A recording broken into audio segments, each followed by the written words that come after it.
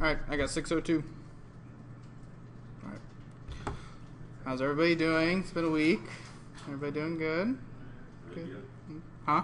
Good. I'm doing good. I'm doing better than last week. Was it something you ate? I guess. I have no idea. I said food poisoning. My wife says, how could that be? I said, I ate at your parents' house, so it is what it is. So you had food poisoning and you slept on the couch. Yeah, but I'm doing better, so thanks for asking. From last class, I guess before we get into anything new, because this kind of builds on what we did last week, or the week before, do you guys have any questions around what we were doing with the classes and building the contacts class and then using it as a property inside of our student class? Any questions? Okay. Because we're going to continue with that, but we're going to move it into a Windows application today. So if we think through scenario-wise, what does this look like? What does it mean to us? It's, we kind of built a proof of concept last week. We built an application that was a command line based. We built, as part of homework, 3 classes. So we ended up with a students class, a schools class, and a contact class, which is basically a parent or whoever that contact is that's associated with the student. That class was supposed to then be used as a list off of the student property. So that worked well from some of the homework and from the feedback I got from people. You guys started to get that concept. Everybody implemented it a little differently, but you got to the end goal. But obviously doing that logic and that process through command line is a little bit tedious. It kind of gets a little cumbersome because you have to have all these prompts and ask questions and then respond to those questions, and you're just constantly going through a series of prompts. So what I'd like to do is take that same concept of an application and take it into a Windows environment. Do a Windows Form version of that application to do a few things, to show the reusability of those classes, really get an understanding that just because you built this code in project, the week 3 project, that doesn't mean that it has to live in that week 3 project. You can grab those class files, you can bring them into another project, and you should be able to, if implemented correctly, be able to drop them into another project and with little to no tweaking be able to use them. And then from there kind of we'll go through the workflow of the application again and revise it so that it works in a Windows environment. A few of the things that we're going to touch on today specifically is building custom dialog boxes, using lists, relating those lists to collections, using UI lists, I should say, and then relating those to collections, and then being able to take that and give that interactive experience that you would expect as a user. Being able to create students and adding them to an array or to a list, being able to add contacts to that student and building all of that out. The other piece that we're also going to touch on is the rich text box.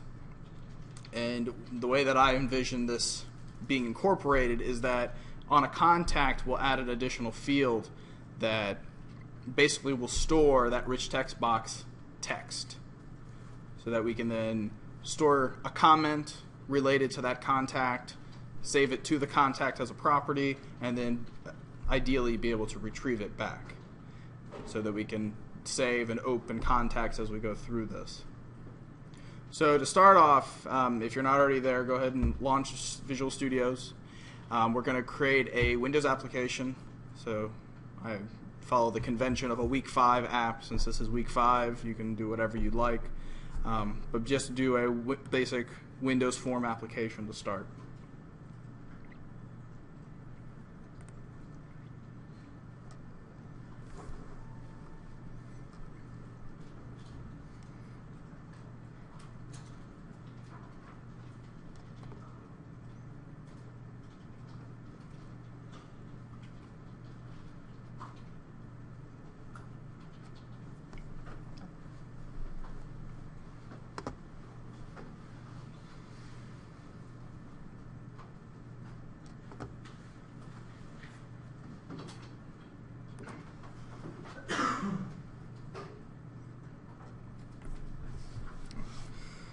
So the first thing I want to do with this project before we start designing the forms and really talking through the rest of it is I want to be able to pull those classes into this project. So to do that, you would just right click on the project itself, in this case week 5 app, and you would go to add, and then you're going to want to choose existing item, second option in the pop-up, and that's going to give you basically a find or an open dialog, let you browse for those files. So you'll want to go locate your week 3 app or your homework, and you'll want to grab those files. So they should be, if you're just using what we used last time, there'll be a school.cs and a student.cs. I'm going to throw together a contact.cs real quick because I don't have one built. So let me just throw together a quick contact class.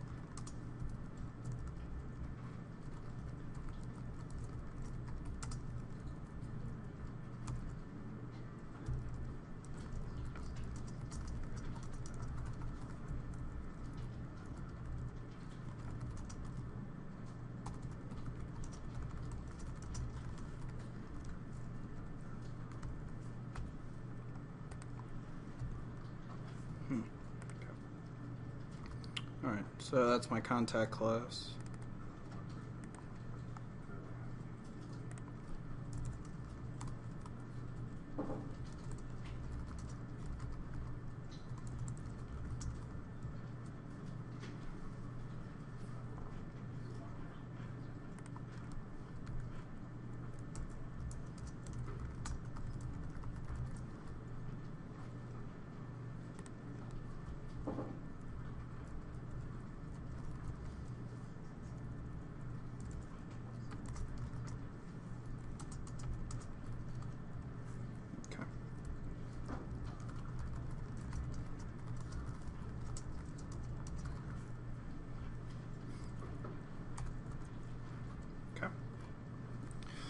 Alright, so basically I just created a basic contact class.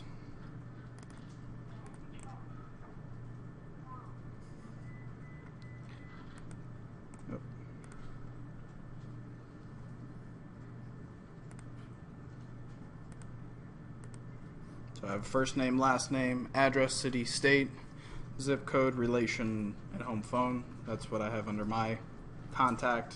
It may vary a little bit, but if you want to make sure you got those on yours to follow along, that's fine. And then on my student, what I went ahead and did was added a property to the bottom called contacts, which is a list.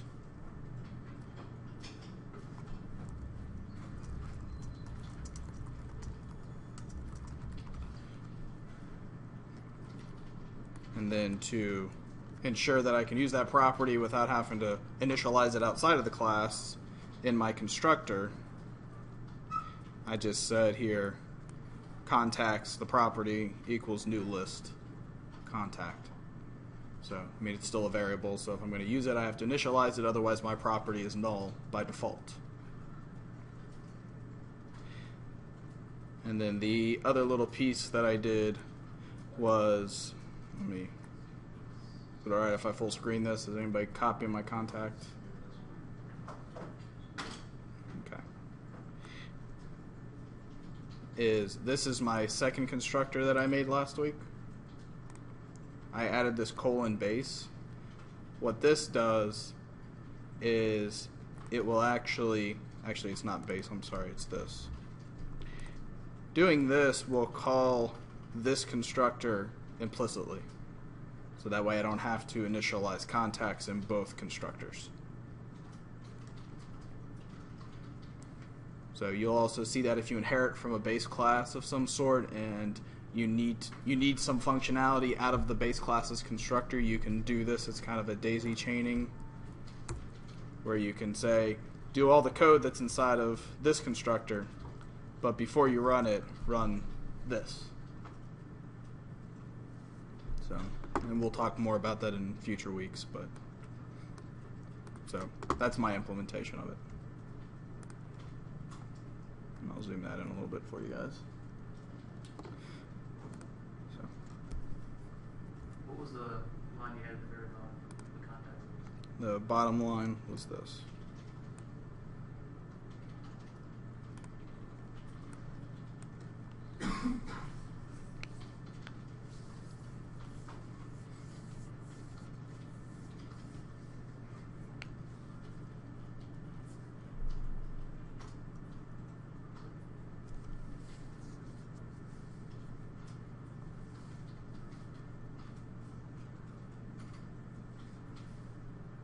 Okay. So I'm just going to save that and get it out of the way. All right. So with this application, we want to go through a workflow or a process. And for me, I like to kind of outline workflows just using a Word doc. Some people, maybe scribble it or do diagrams. But for me, at least, just to kind of talk about it, and it's obviously easy for me to do this in class, I'm just going to do a Word doc and just talk about what's the workflow, what's the process of this Windows app for a minute. So I think quite often we tend to just jump in and start coding stuff, and we don't always think about what we're building, and we get halfway down the road, and then all of a sudden we go, what was I trying to accomplish? Or then you start to back up and refocus, and sometimes you've ended up making mistakes that you have to go back and undo. I have quite often, so from my experience, that's usually a good move, even just to jot down a few notes and get some basic ideas.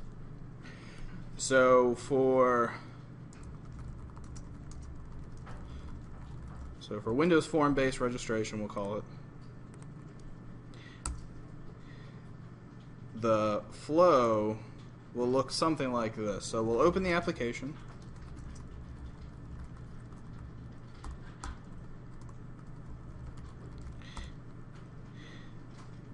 We will have the main form list all students currently in the system. And the system will be our system, obviously. By default, when it opens, it'll be empty because we don't have any way to actually persist this data, so it'll always start out with an empty form or an empty list of students. But as we add students, the goal is to then populate that list. This will consist of a form includes an add student button, and the form includes a student list box.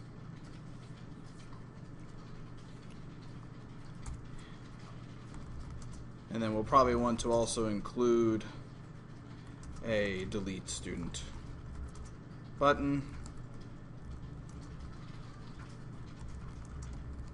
and an edit student button. Make sense?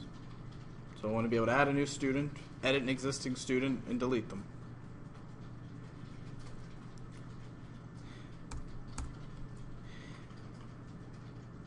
So then the one thing that we'll need in order to add a student, edit a student, is some sort of form, a dialog box, that prompts us for that student information.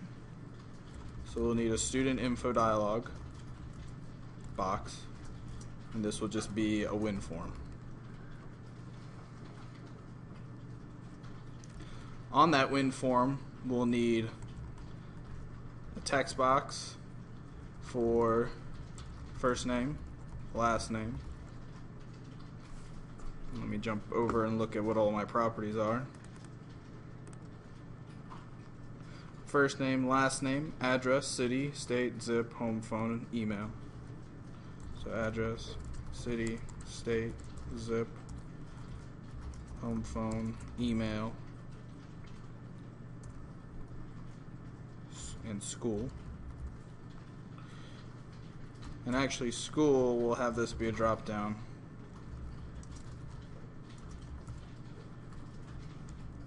Make sense?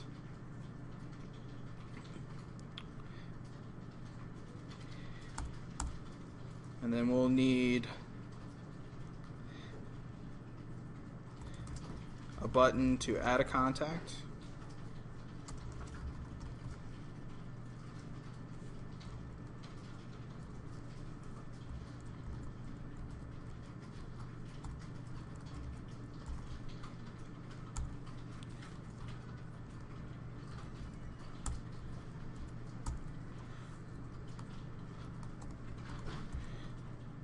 To delete a contact and to edit a contact. We'll also need a list box for listing contacts of a student. Right? Does that make some sense to start to visualize what that looks like? So the form will come up. We'll basically have 3 buttons that allow us to add a student. We can select a student and either choose to edit or delete that student. If we add or edit, we'll want the student information dialog box to come up. On that form, we'll basically have, I'm kind of visualizing it, it'll be separated into 2 sides. It'll have one side that's the student information, first name, last name, so forth. And then the second side will have a list of all the contacts and then additional action buttons of adding a contact, editing, and deleting a contact. Now, we'll also need a contact info dialog box. And that'll be another win form. And that'll again have text boxes for basically everything here.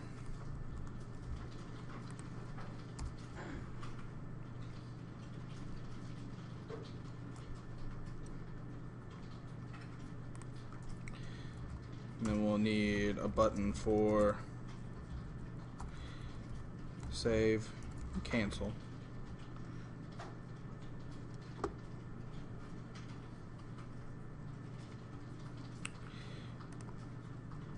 And then we're actually going to need here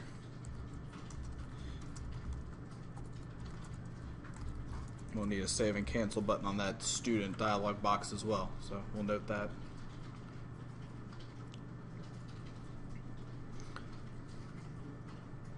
I'm asking this question because I don't know if I have missed anything. Have I missed anything? Relation for the contact info. There you go. See? And then we'll have a relation. And that probably would be best suited as a drop down.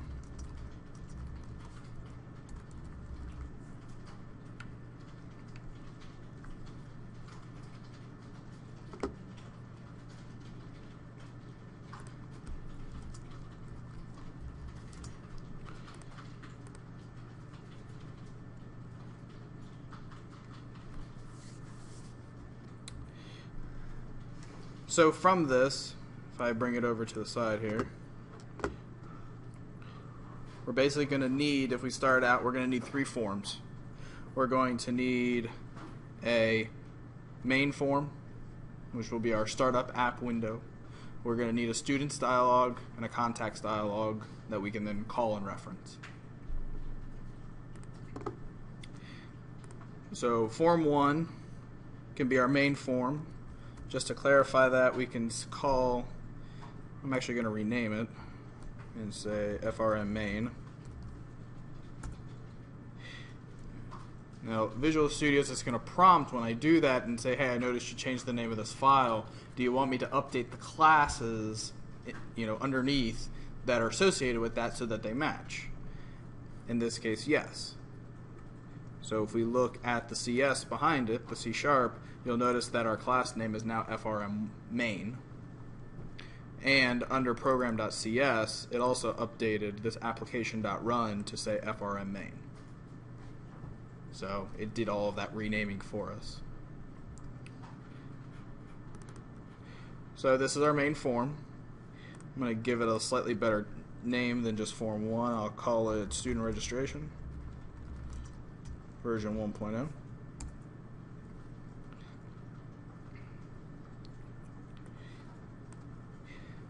So we've got our primary form now. And then we're going to need to add 2 more forms to the project as well. So right click on the project, do add, Windows form, and we'll call this FRM student info.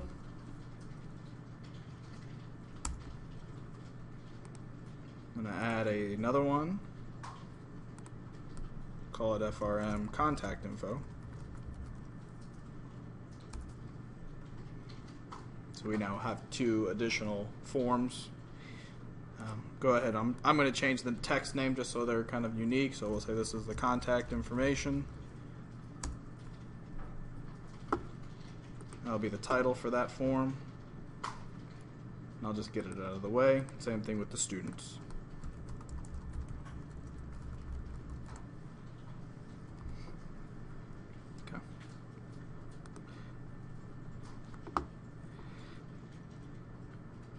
One of the things that I like to do is to keep things pretty organized within the project itself, because as you can see, we've now gone from what used to be just 2 files, we're all the way up to almost 8 now. So what I'm going to do is I'm going to add a folder to my project, and I tend to refer to this as my business objects.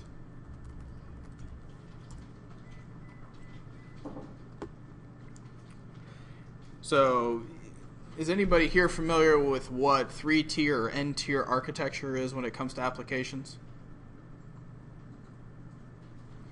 If you are, please raise your hand. Okay. Can you explain the general concept for us? Since you raised your hand. Huh? Well, model view controller is...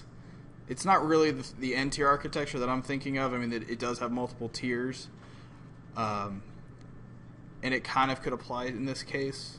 Usually with model view controller, you actually have a separate class that acts as your controller to your UI element. Kind of helps you decouple the two. I was thinking more of a 3-tier architecture in the sense of that you have a presentation layer, your UI. In this case, it's our form. You have your business objects, which represent your domain. And all that really means is you're taking whatever are physical objects in the real world, in this case students, schools, contacts, and giving them representations in code. So you're building a class, building an object to represent each one of those physical objects or entities in real life. And then the bottom tier is normally your data source tier, so it's your database or wherever you're storing data. Could be a flat file, could be a database, could be a web service, whatever that is. So if you use that model, the business objects in this case would be the school, contacts, and students. So keeping them kind of separated from the UI piece is a good visual and helps you kind of understand where are those pieces in relation to the rest of your application.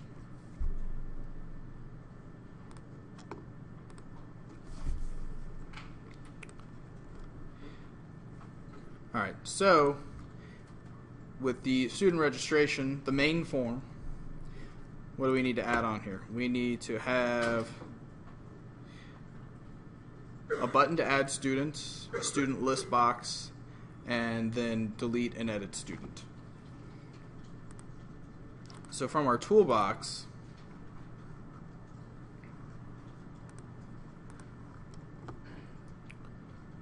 we'll need a button,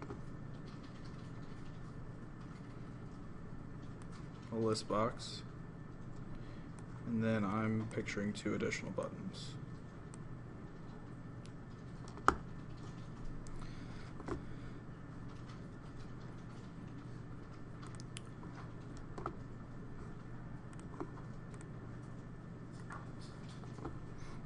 So this first button at the top will be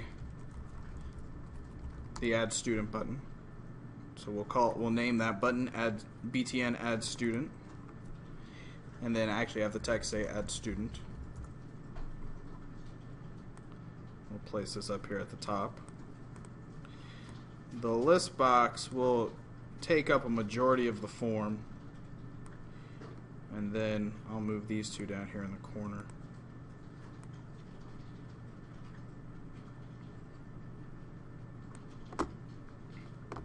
Now, we could do one better. We can move these buttons up here, and then we can take this list box and we can dock it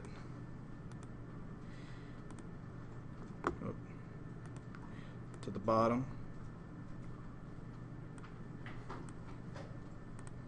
And what that should do for us is as we grow and enlarge the form, it should then grow that out as well.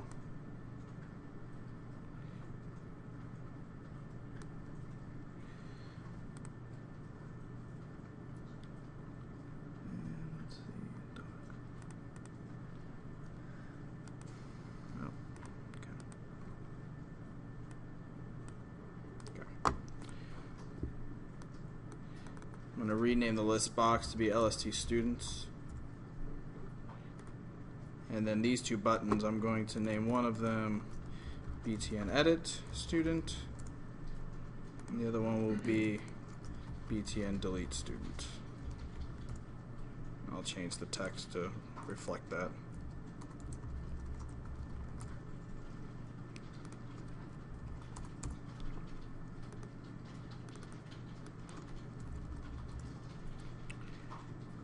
And the other thing that I'm going to do with these buttons is I want to disable them by default. So there's an enable property on the buttons. You set that to false.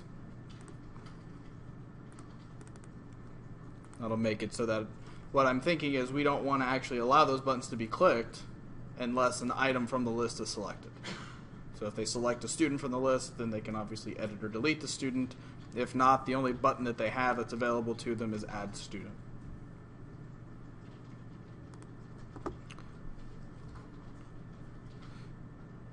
So I'm going to go ahead and run this just to see what it looks like.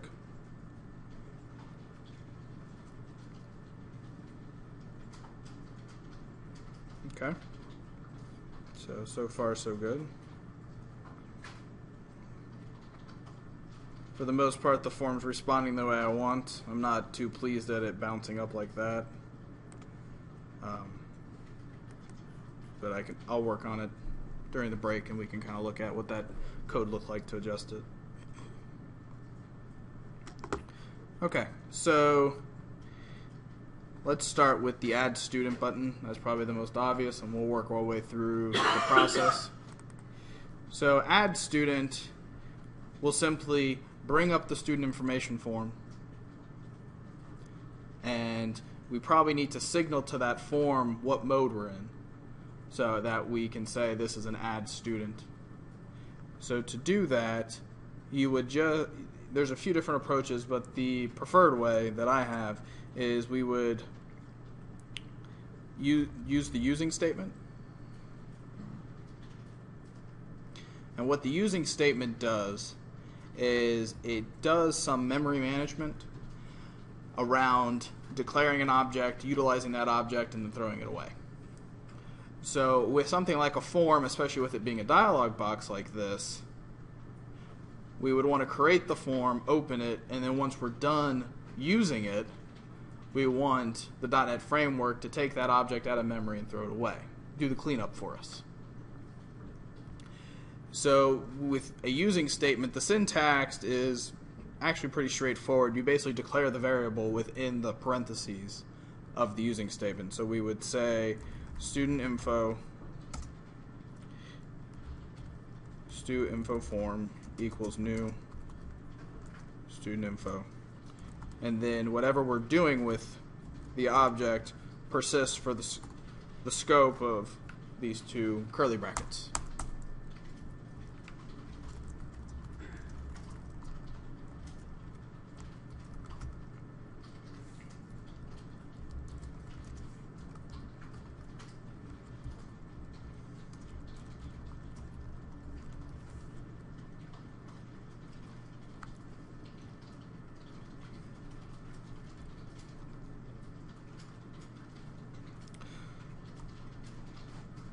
So what kind of stuff are we actually going to do with this form? Well, we want to set the mode for the form, and this mode can be either add or edit.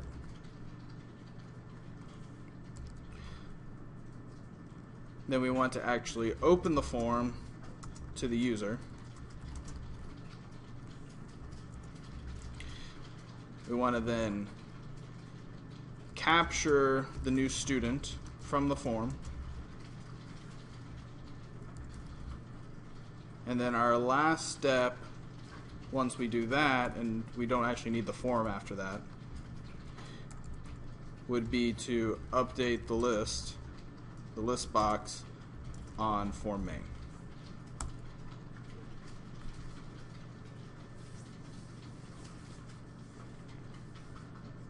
Okay?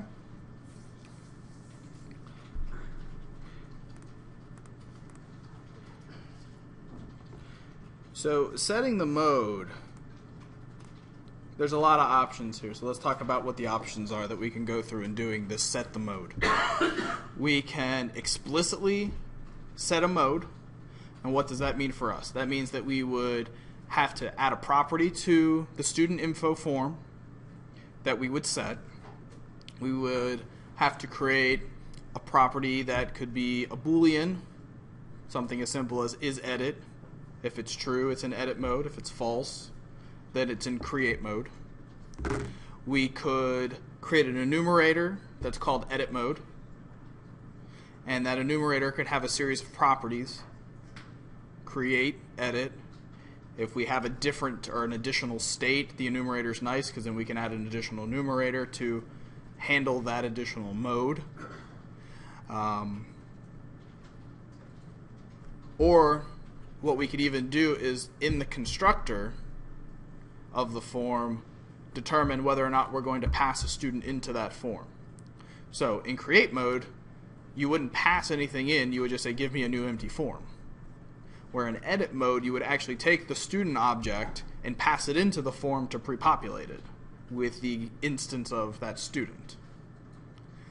So there's a lot of options there, and I'm going to kind of go through each one. You don't have to follow me in coding it because we're going to end up using the last option. But I just want you to kind of see what those look like in terms of the mechanics, just so you can get a feel for it. So on FRM student info, I'm going to go into the code. So the first option is we could create a public Boolean isEdit. So that would be our property.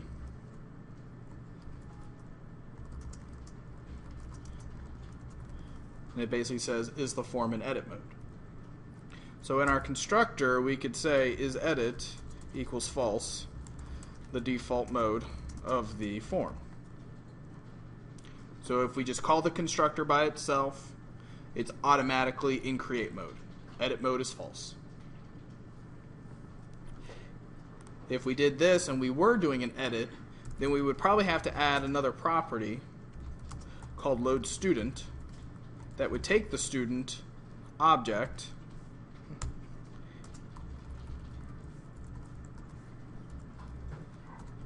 and it would load the properties into the form. So it would take the first name property, put it in the first name text box, the last name property, put it in the last name text box. That idea. Pre-populating the form with the student.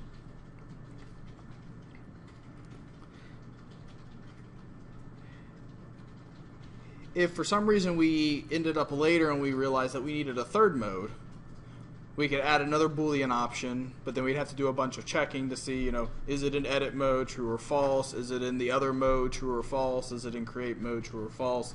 And what if both are set to true? Then how do you handle that? Do you throw an exception? Those types of things kind of start to play into how you interact with this form. So the other option that I was proposing was we could actually create another item, and we could create an enumerator of edit mode. Now, to declare an enumerator, it actually is a type, enum. So you declare it basically like you would a class. The only difference is instead of putting properties and functions in here, you put enumerator values. And you just comma separate them.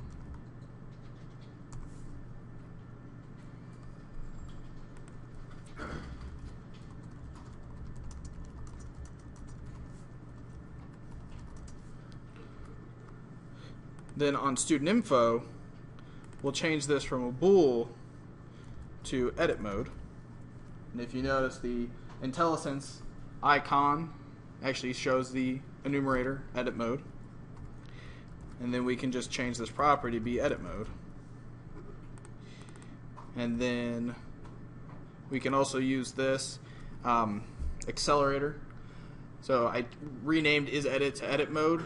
It gives me an accelerator option and allows me to do a rename. So I can say change any reference of isEdit to edit mode, and it updates my constructor automatically for me. Does the rename.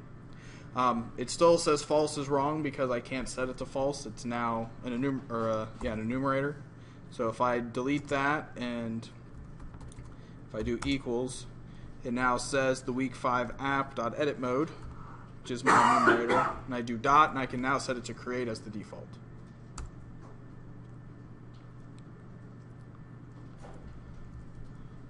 So if you were to look at this property from the outside, you can set it with this edit mode enumerator. You can also do a get and get the value out of the edit mode enumerator. And then the load student can look at the edit mode and determine its action.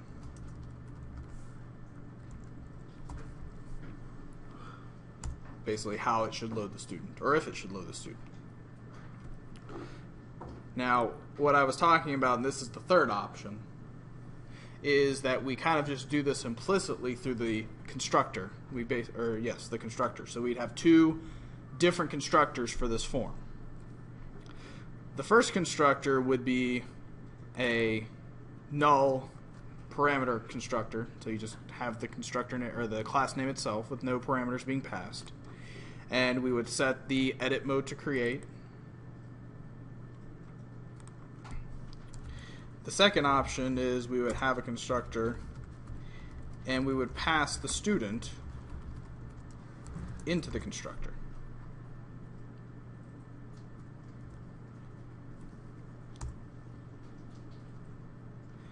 So from here, passing the student in, we can then imply that the edit mode is edit, and that here we need to call load student.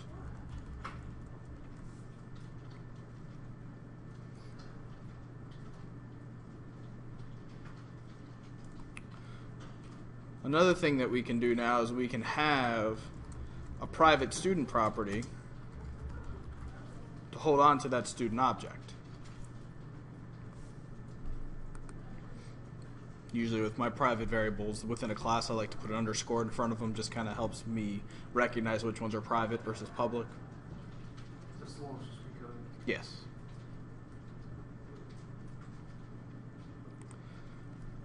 So I'm I going have to... an issue where every time I go to type edit mode, it comes up public data grid view edit mode. Like it just auto-fills it for me. You probably didn't declare edit mode, so you'll want to go back and add this little snippet of code. So to do that again, you would just right-click on your app, do add. I choose class just because it's there, and then call it enum underscore edit mode or whatever you want to call it. And then you'll want your code to actually look like this.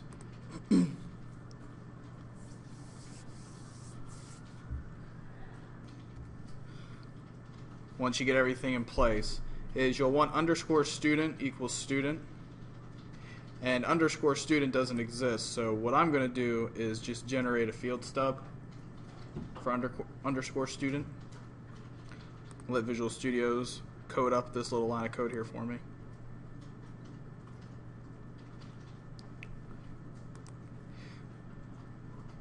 So what I've now done here is I'm setting the mode. I'm loading the student into the form, and then I'm keeping a local copy of the student to later return back after edit mode is done.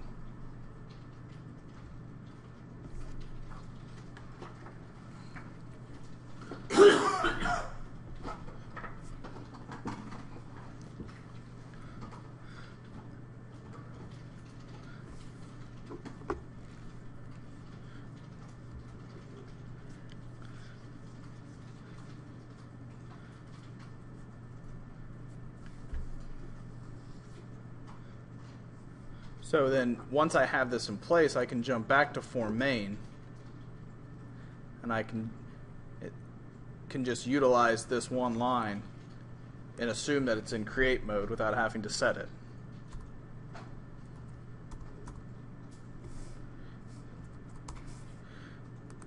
Then we can open the form to the user. So what I'm going to do is I'm going to do var dialog result equals stu info form dot open show dialog.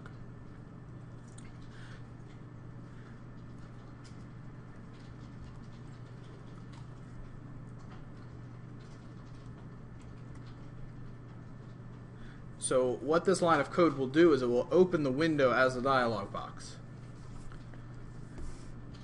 Now you may have noticed when I did show, there was also just a show option, a show method. So I'm actually going to put them both in here just to help you understand the difference between the two. You obviously don't have to put the first one in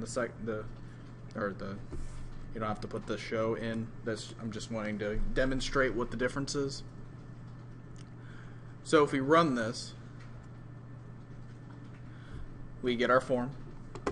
If I click add student, it brings up the form and becomes very upset with me.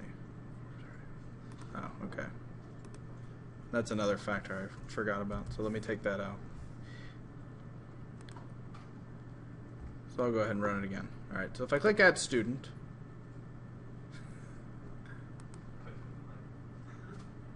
no, it's closing it right away. Oh, I know why. The using statement's doing its job. It shows the dialog box and then throws it away.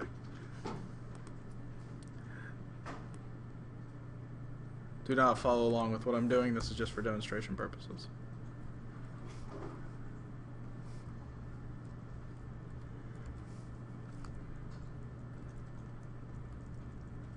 So I'm going to create a second instance of this form. Alright, so if we call show by itself, then what will happen is it will show us the box, show us the form. The form now runs as a separate form independent of the first. So we can overlap them, we can do that, we can minimize it out of the way. It's a completely separate form from the main form. We don't have to interact with it, we can do whatever we want. It does disappear when we close the main form though, which is not what we want in this case. What we want in this case is we want the form to act like a dialog box. So a real basic dialog box that we interacted with during the first 2 weeks was the message box. Message box pops up, you can't do anything with the app until you're done with the message box. So to do that, you end up using show dialog instead of just show, which in this case will do a few things. It'll pop up the box. We can't get out of it until we interact with it and dismiss it.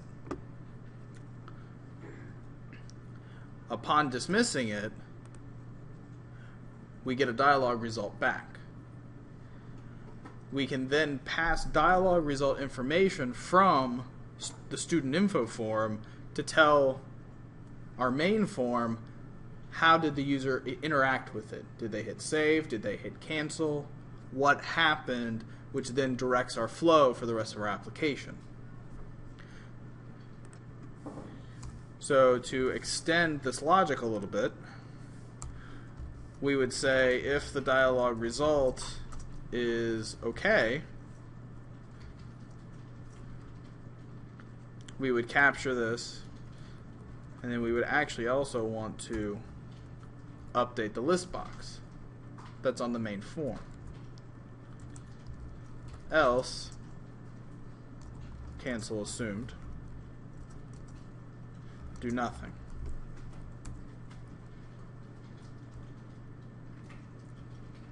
So what does this look like?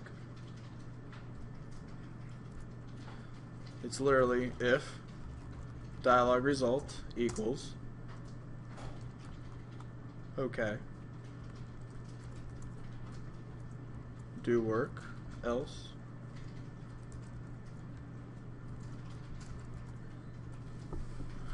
we do nothing.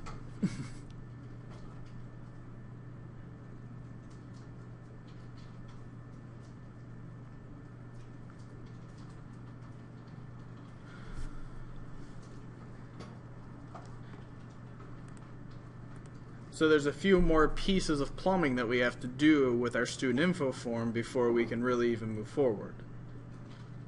Actually, there's a lot of plumbing, but to me the obvious plumbing is we have to be able to retrieve that updated or created student object and store it somewhere.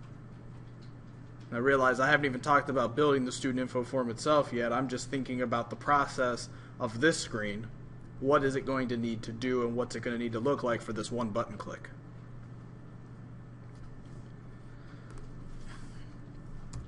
So I need to capture the new student from the student info.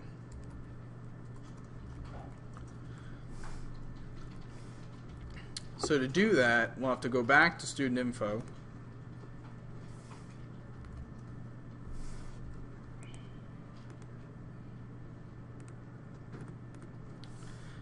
And we'll need to add a property that gives us that student.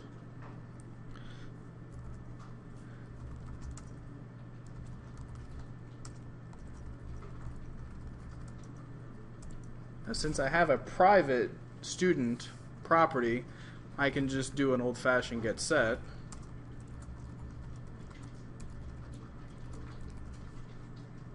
And actually, I'm going to do one better. I'm just going to do a get.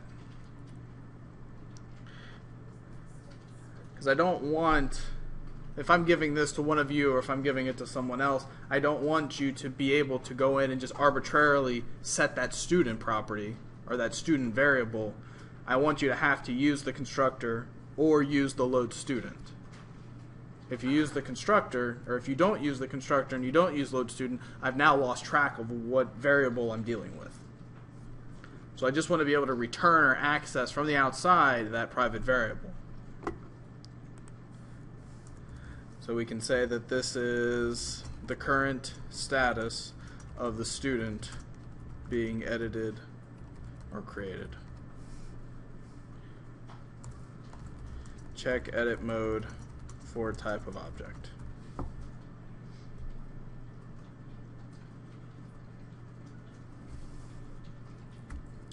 I'm also going to add a remark. This property is null when in create mode and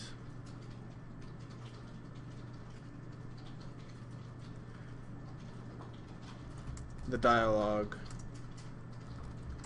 isn't shown and saved. So student will be null if we say create. Just call it with an empty constructor. We have a blank form. We're in create mode. And we haven't actually created a student and hit save. This property will be null. And to confirm that, we can do this even. Go one step further for our benefit and say student is null.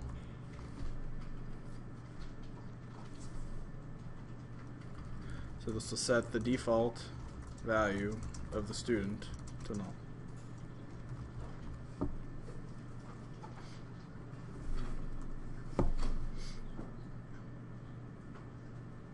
Okay.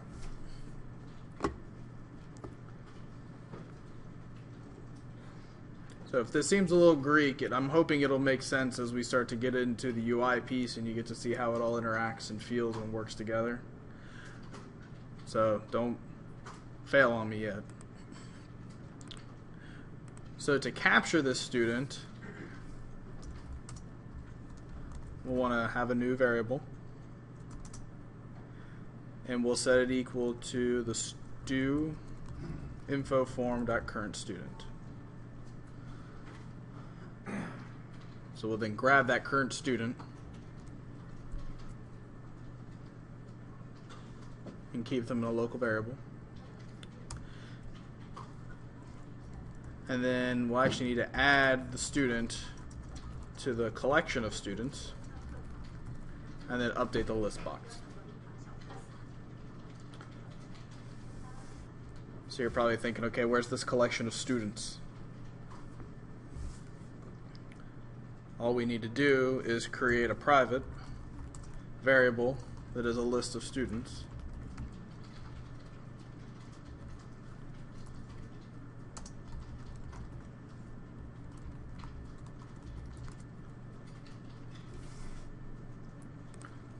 And then in the constructor, we'll say students equals new list.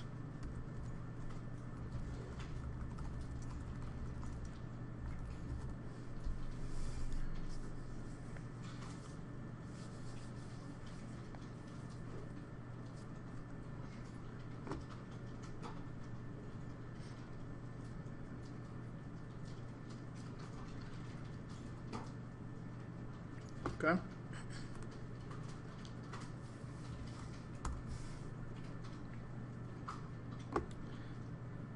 So now here we can say students.add new stud.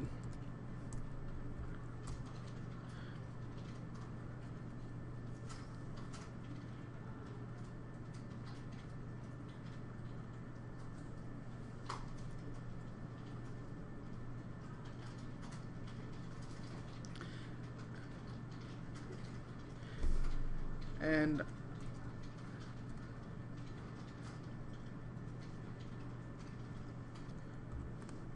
so you're getting something that looks like this. Cool. Yes. Right? Alright. So the reasoning for that is if you followed what I did and you grabbed your student class and your school class and you brought it in from your other project, if you open up student.cs and cruise up to the top, you'll notice that the namespace says week 3 app. The namespace for this project is week 5 app. The files actually exist in different namespaces. So there's two ways to fix it. You can go into the student files, the student and the school and the contact presumably, and update the namespace here to say week 5.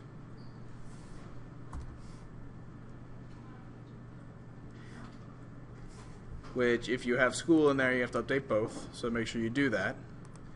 Or the alternative is when you reference student, you're going to get an accelerator and it's going to give you this option of using. So you can do that and it'll add a using statement up to the top, including the namespace. Well, it should be week 3 app.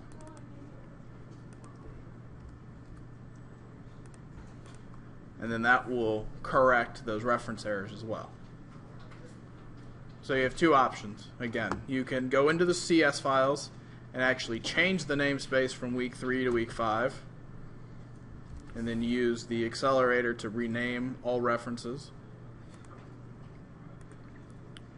and it'll actually pick up your school in week 3 and move it to week 5 for you if you do the rename, or you can do them manually.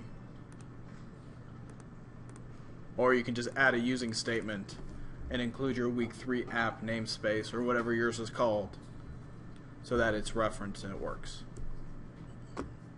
Okay?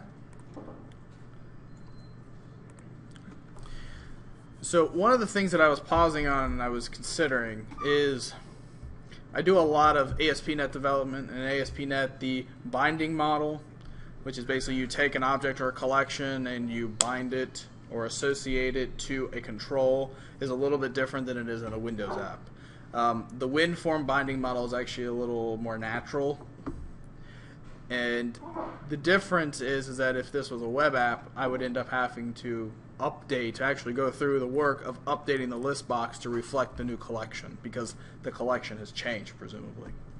In a Windows application, all you have to do is do the association once, and any changes you make to the list box, in theory, should automatically get reflected in the list box. Or, I'm sorry, any changes you make in the collection should automatically get reflected in the list box. So to do that, we want to build the association when the form loads. And the association looks like this. It's LST students, the list box. Data source is the property, equals students. So we can run this line of code every time we make a change to it, and it'll work. But it's very redundant to have to do it every time. So what I'm saying we can do instead is, if you take this line of code and you cut it,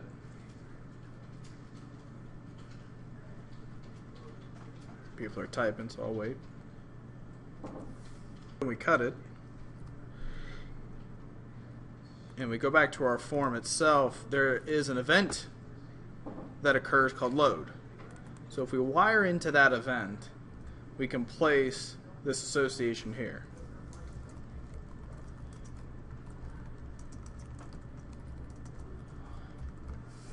So that association is then made there, so then anything we do to the students list, the students collection, will automatically get reflected by the list box. Okay? Where is that? I added the event handler for load. Under what? I'm sorry. So if you go back to the designer, click on the form. I usually just click on the title bar. Then go over to your properties dialog, click on the lightning bolt for events, and then double click on load, and it'll generate a method stub for you. You paste that line in there. Where did LST students come from? That was the name of my list box. So if yours is different, you'll want to use the name of your list box. It may be list box 1. Okay. So if we go through, we'll run this code real quick. We click add student, it brings up our box. I'm going to put a breakpoint in here just so we can see what happens. We close the box.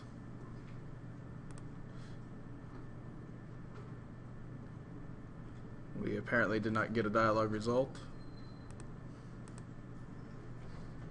Or it wasn't okay, which I believe it's canceled by default. It is canceled, so it just skips and goes on. So let's go ahead and make it so that it's a little more functional. So if we jump back into form student info,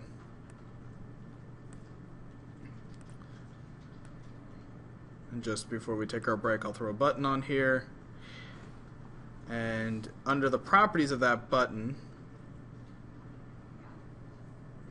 there's a dialog result property for that button. If we drop down, it gives us all those different dialog result options. We can set it to OK. I'll just cruise down to text, and I'm going to call this save. I'll cruise back up to the name.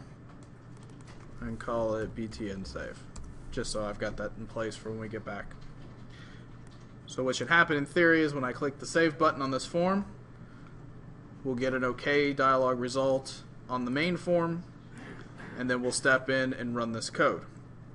Now obviously new stud will be null because we haven't implemented anything, we haven't written the code for student info. So I'm gonna, and you don't have to do this, I'm just gonna kind of fake it here. I'm just gonna do new stud equals new student.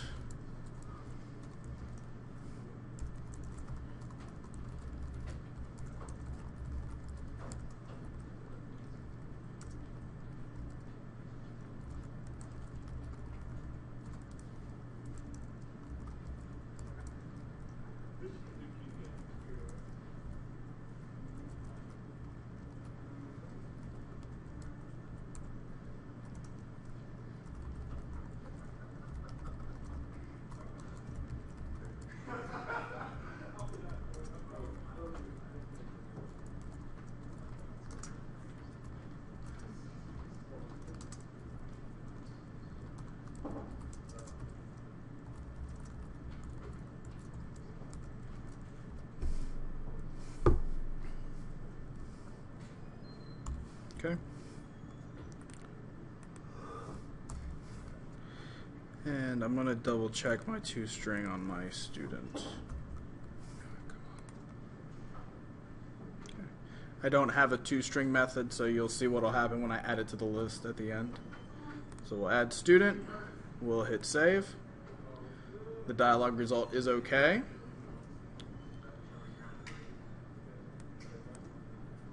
If I step down, is new stud is null, so I'm going to override it with this student.